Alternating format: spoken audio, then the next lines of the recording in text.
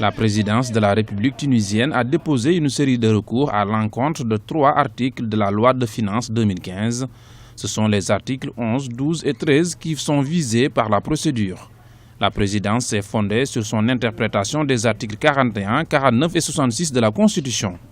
À quelques jours du second tour du scrutin présidentiel prévu ce dimanche 21 décembre, cette contestation de l'action des députés de l'Assemblée est perçue par certains observateurs comme un acte dont l'objectif principal est de s'opposer aux décisions du parti Nida Tounes, majoritaire au sein de l'hémicycle. Très clairement, ce recours de la présidence de la République intervient contre un texte qui vient d'être approuvé par une large majorité de l'Assemblée nationale, de l'Assemblée des représentants du peuple.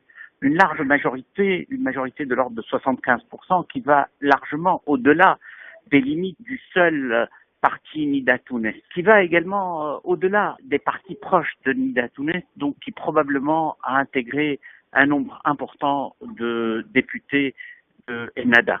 Cela prouve que la constitutionnalité de ce texte, à mon sens, ne se pose pas. Un second recours concerne la suppression des articles 11, 12 et 13 de la loi des finances 2015 qui concernent les employés de l'Assemblée nationale constituante. Cette manœuvre n'ira pas loin parce que je pense qu'elle ne sera pas retenue par les juges dans les jours qui viennent.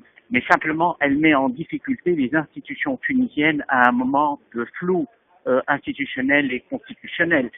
Nous n'avons pas encore de président de République élu et donc le fait de ne pas signer la loi des finances telle qu'elle lui est présentée aujourd'hui risque de mettre en difficulté la gestion des affaires publiques dès le 1er janvier 2015. Sur le plan électoral, les 2 candidats poursuivent leur campagne pour le second tour. L'emploi, le développement économique et social ou encore la lutte contre le terrorisme sont au cœur des débats.